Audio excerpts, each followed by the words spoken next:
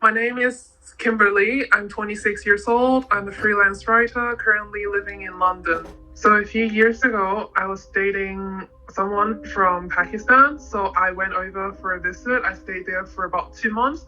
I was staying at his place. And once I was staying with him, I realized that something was wrong.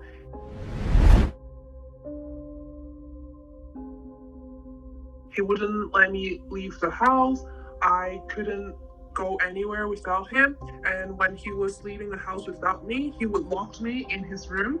Literally, I didn't have access to the rest of the house, even though his family was there. They knew that he locked me in the room and they didn't say anything. And that's when I realized something was really wrong. The first sign that I realized I really needed to leave him was when we were talking about the future. We've only been dating for a few months, and he asked what our plan was for the future, and I said like I didn't feel like having kids and I didn't want to get married any soon, and he said we needed to get married that year and then have babies to start a family, and he said I needed to convert to his religion if I wanted to stay with him, and I said no, you can stay. Um, Whatever you want, like you can believe in whatever you believe in, but that's not who I am. I don't want to convert. And he started calling me really nasty names, saying that I was a slut, I was a whore, that I didn't respect him, and if I loved him and if I wanted to be with him, I have to convert. I just really didn't feel respected by the way he talked to me. And then the second instance was when he locked me in his room.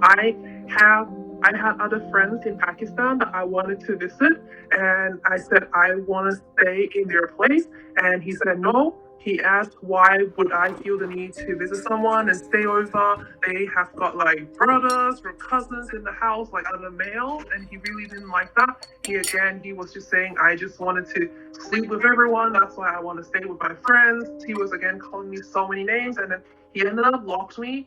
He ended up locking me in his room for almost a day. He was gone from morning till really, really late at night, like until midnight, and he didn't let me out at all. I didn't eat anything.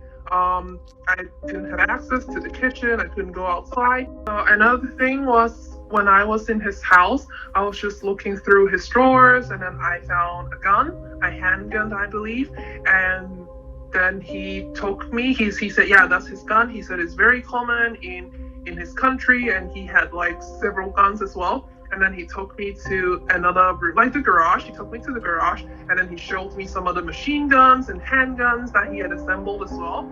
And for me, that was very scary. And he said he carries a gun in his car. And once when we were arguing, he kept banging on the cupboard in the car and the compartment in the car, and he just kept threatening me because he knew that I knew there was a gun inside. So he just kept banging on the compartment and just asked me, "Why are you arguing with me? Why are you arguing with me? Do you love me? Do you love me? Say it, say it." So I just felt very pressured to say what he wanted to hear. I think it really taught me that if you feel instinctively something is wrong, you should really trust your instinct.